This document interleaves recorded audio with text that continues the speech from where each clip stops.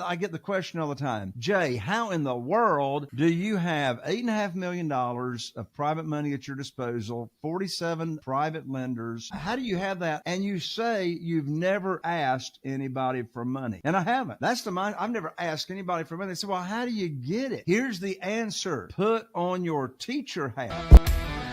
If you're a real estate investor and are wondering how to raise and leverage private money to make more profit on every deal, then you're in the right place. On Raising Private Money, we'll speak with new and seasoned investors to dissect their deals and extract the best tips and strategies to help you get the money, because the money comes first. Now here's your host, Jay Conner.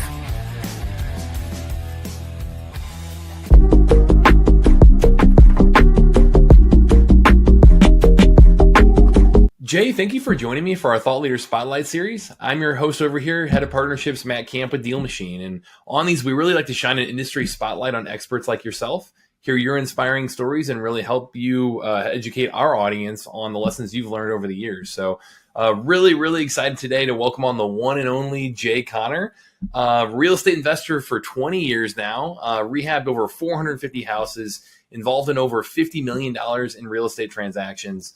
National speaker, author on, raising private money, business automation, all kinds of topics like that. And then you yourself, you've built your business where you can have, really built automation around it, and you only have to spend like 10 hours a week on the real estate side if you want to. So, Jay, plenty to dig into there. Really appreciate you coming on today. Absolutely, Matt. Thank you so much for inviting me to come on to talk about my favorite subject that I'm most passionate about, and that's private money for real estate. Oh yeah. That's what I really want to dig into today, like how to raise private money without asking for it. You're truly a master at that. So, before we get into that, could you even talk to our audience, because we do have a lot of newbies kind of getting started on their real estate journey. Can you talk through what that was like for you and how you got into real estate like that? Absolutely. So I was actually raised in the business of helping families own affordable housing. So I was raised in the manufactured housing industry, also known as mobile homes. Way back when they used to call them trailers, right? And so anyway, in 2003 is when Carol Joy, my wife, and I went full time. We went full time investing in single family houses.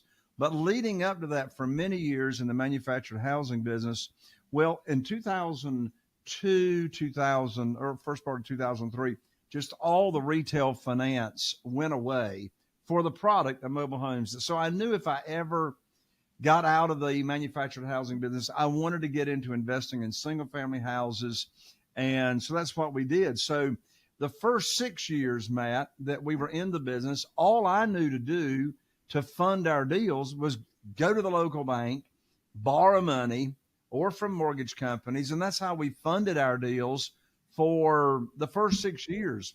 And then in January of 2009, after being in the business for 6 years, I've called up my banker, and I had 2 houses under contract to fund.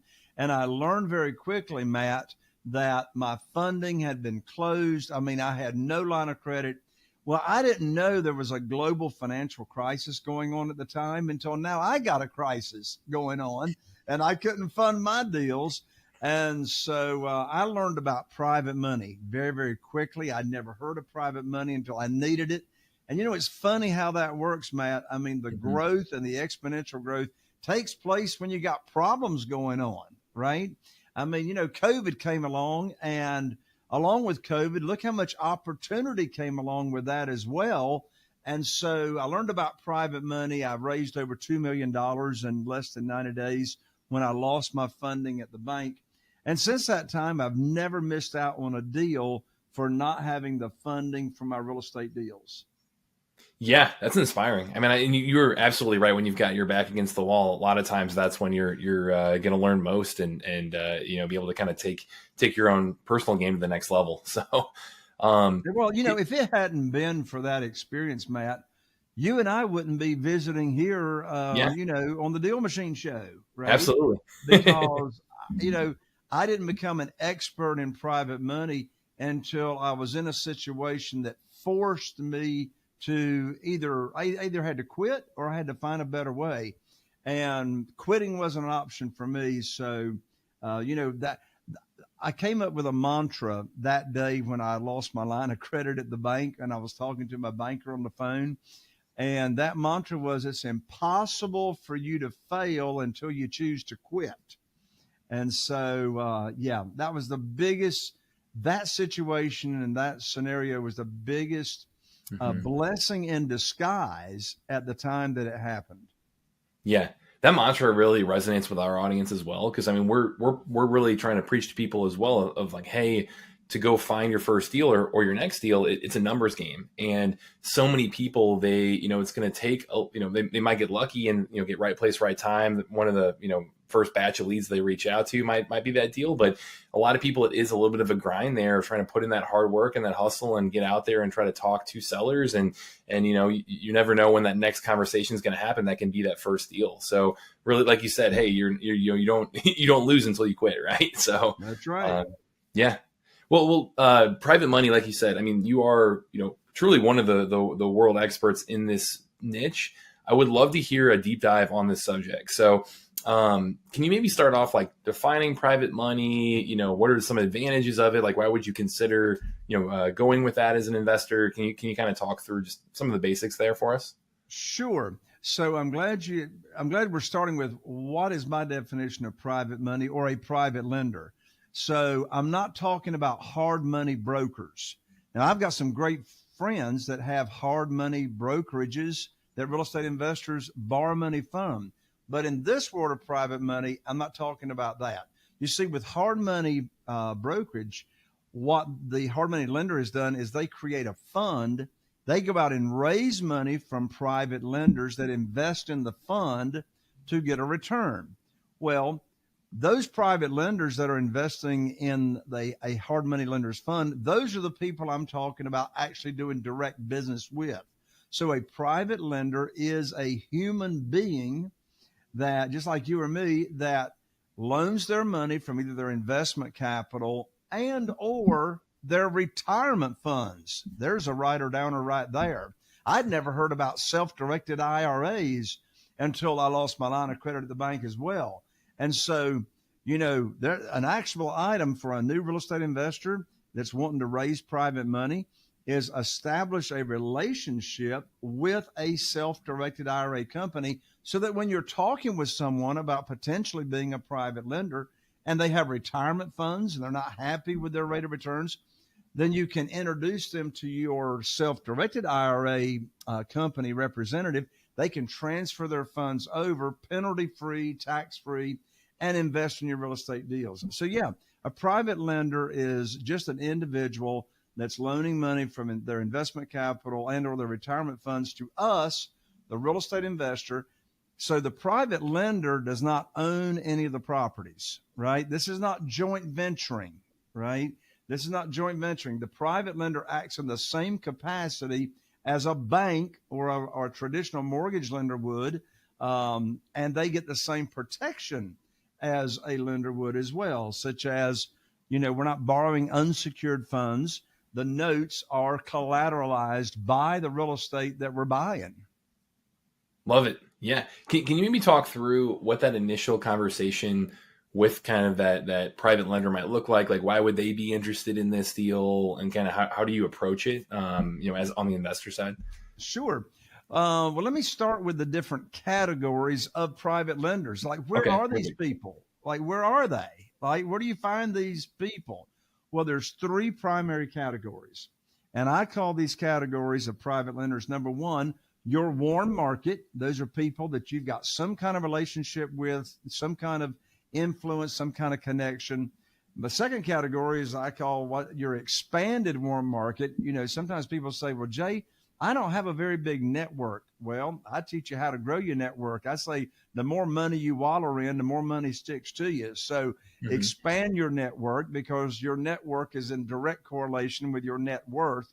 The third category of private lenders are what we call existing private lenders. Those are individuals that are already loaning money out to real estate investors. So the question is, where do you find those people? So if I may, Matt, let me go back to the first category, your own warm market. Well, my wife, Carol Joy, and I, we've got 47 private lenders right now, individuals that are investing in our deals, loaning us money. They don't get any profit from the deal. They just get a straight return on their investment, just like the bank would, right? So these people, when I lost my lines of credit back in 2009, like I was saying, what did I do? How do you approach these people? Well, first, Matt, we need to start with our mindset.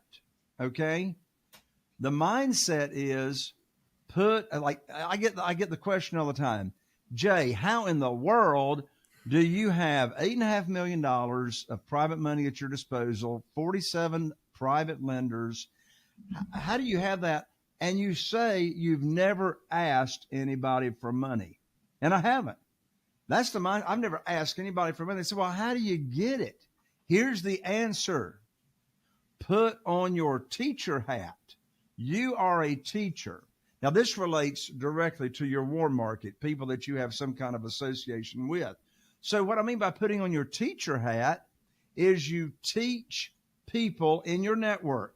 They're in your cell phone, family, friends. Who do you go to church with? Who's in the Rotary Club? Again, if you got a contact in your cell phone, they are a potential private lender.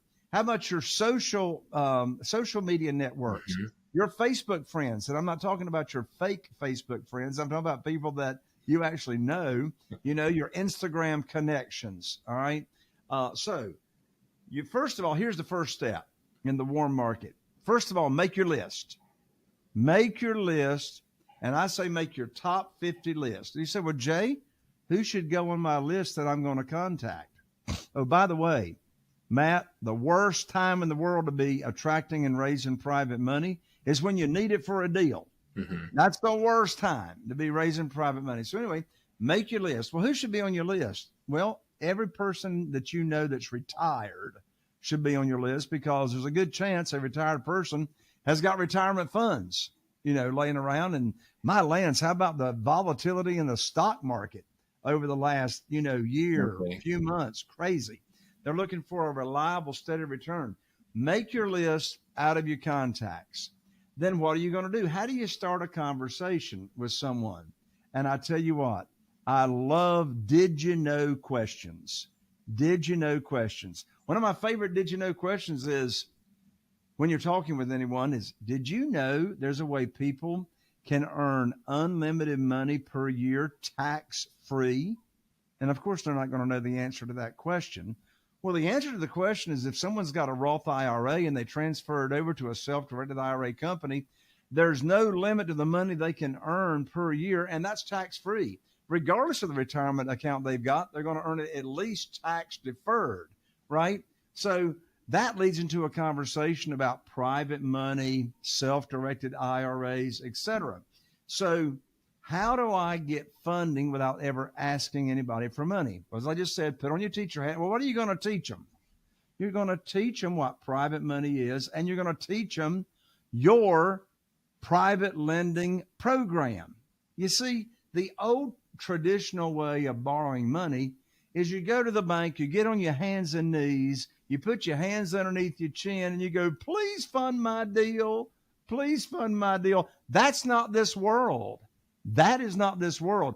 We're not asking somebody to fund the mortgage. We're offering a mortgage.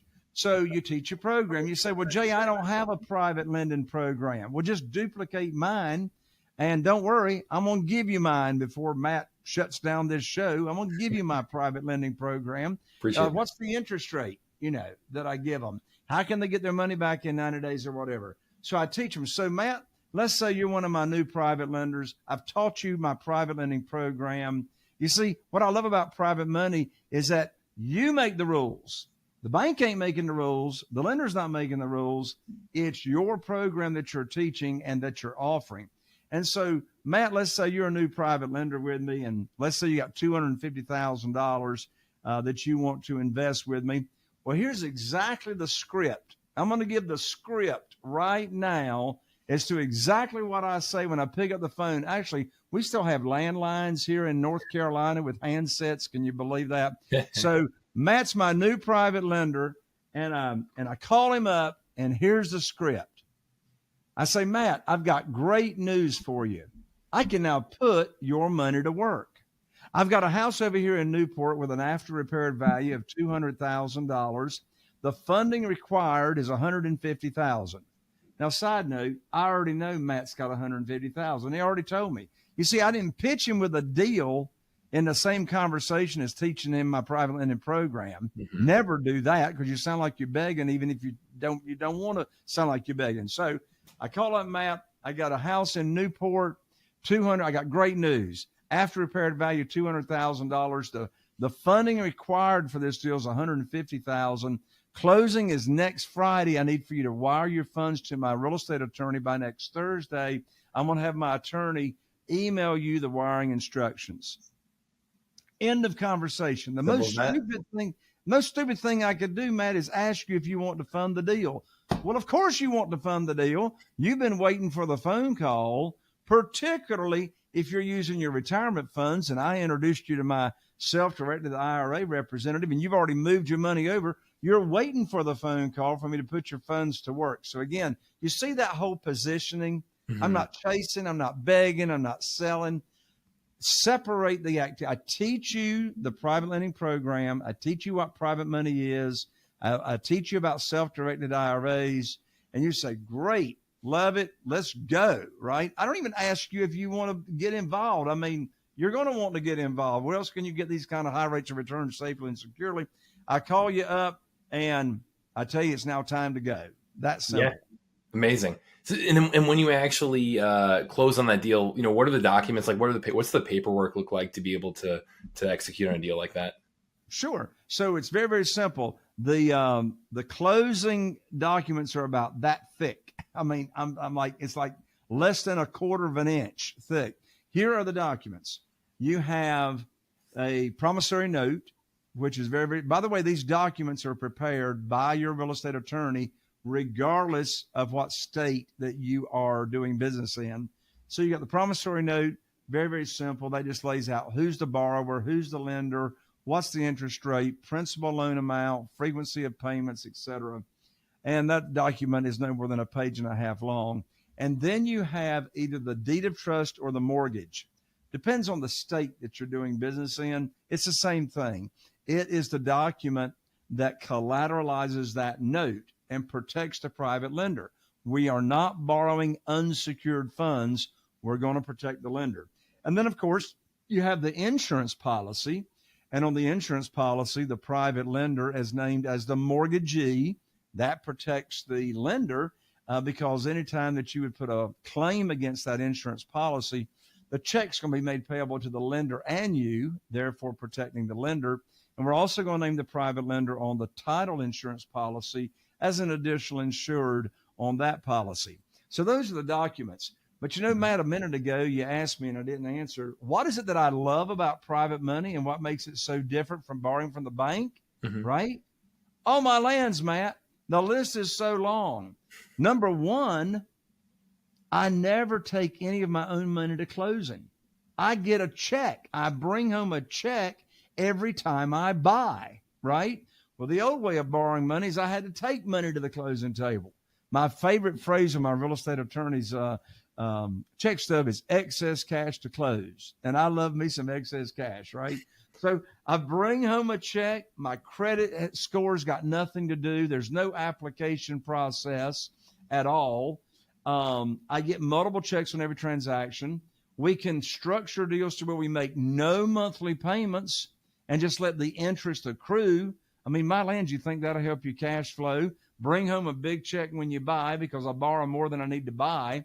And by the way, private money is not only for rehabbing. Private money is when the seller requires all the cash, which is in the majority of the cases. So using private money puts you in control in the driver's seat of your business. Mm-hmm. Yeah, I was kind of going to, you touched on it a little bit there, but I was going to ask, are there any limitations to the types of deals that you're doing with this private money? So private money, you can use private money on any kind of real estate, single family houses, any kind of commercial, self-storage, apartments, right? I've got a friend that has got an office building all funded with private money.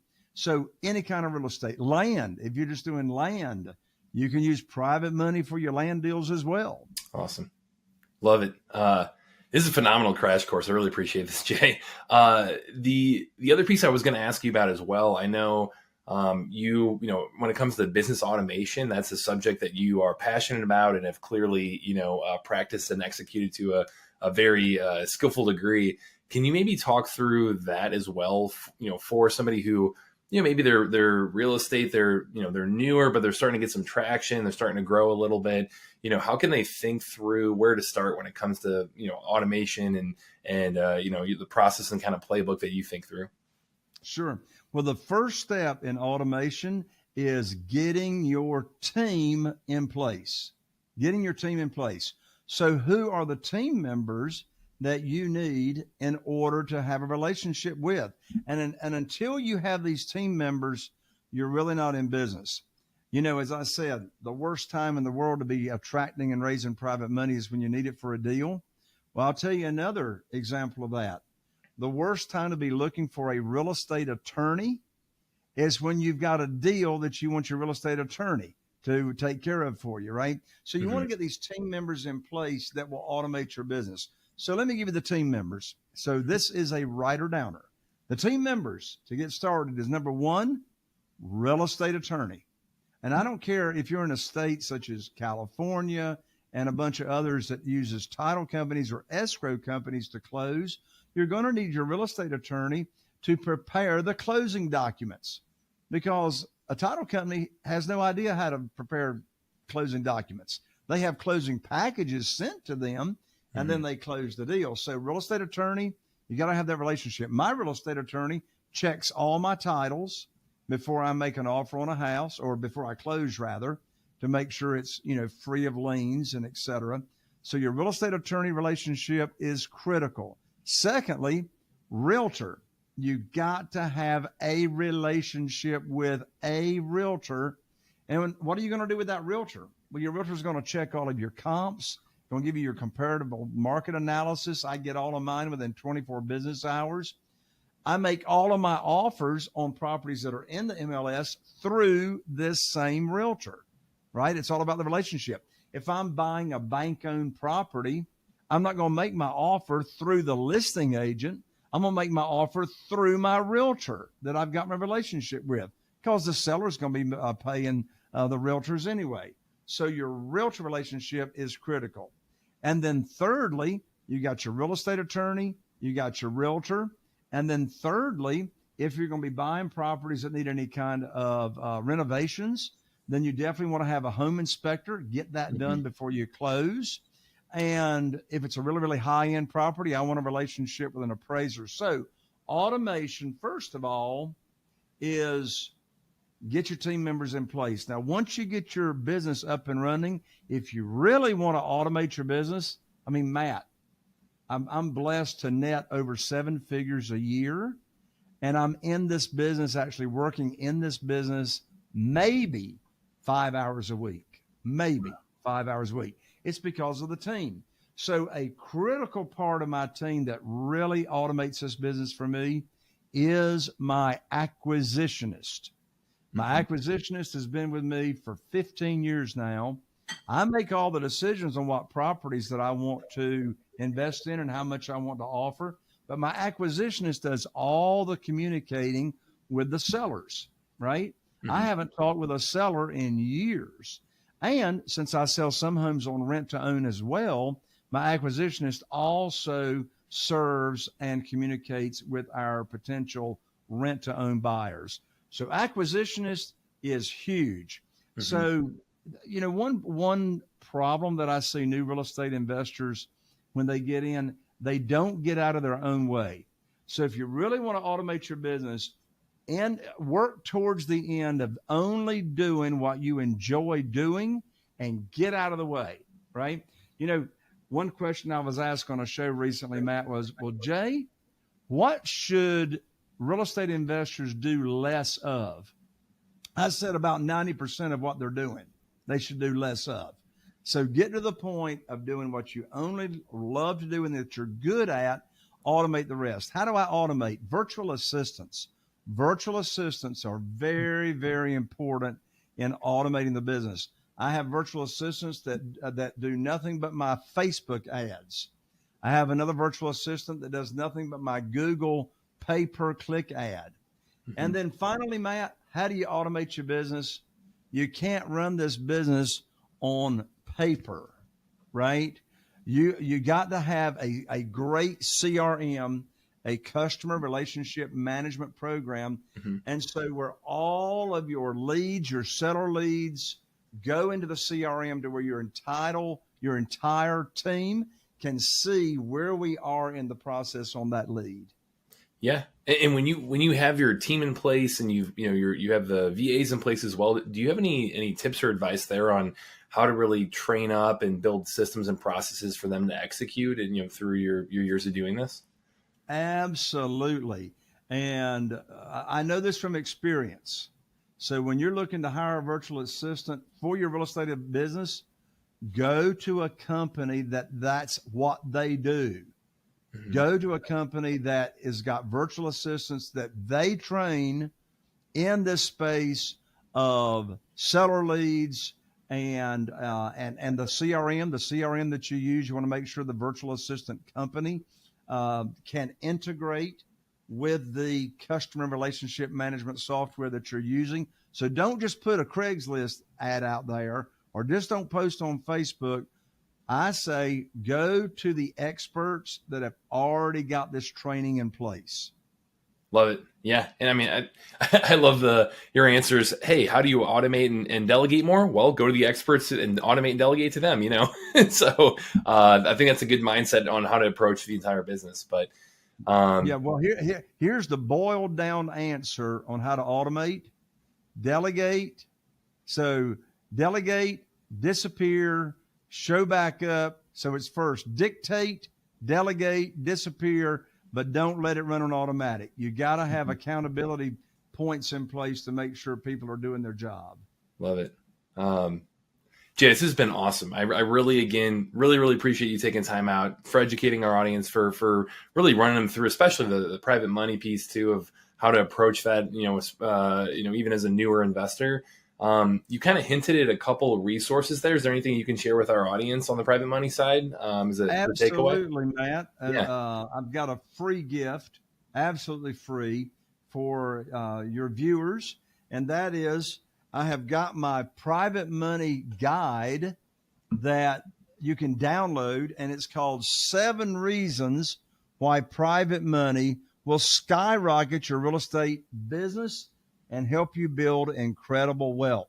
You can download it at Jay Conner, and I'm an ER, by the way, not an OR. So you can download it at Jay Conner, JayConner.com/money guide. JayConner.com/money guide. This will get you on the fast track to getting all the private money that you need and want for your deals. Fantastic. So we'll make sure to link to that below here. We'll also link to our resources. We've got some resources on scaling your real estate business and things like that we'll link to as well. But Jay, thank you so much again. Really enjoyed the conversation. Matt, thank you. Thanks for having me on. Yeah. And to everyone watching, this is Matt Camp over here with Deal Machine, and happy deal finding. Are you feeling inspired by the knowledge you gained in this episode? Then head over to jayconner.com/money guide. That's JCONNER.com/money guide and download your free guide that shares 7 reasons why private money will skyrocket your real estate investing business right now. Again, that's jayconner.com/money guide to get your free guide. We'll see you next time on Raising Private Money with Jay Conner.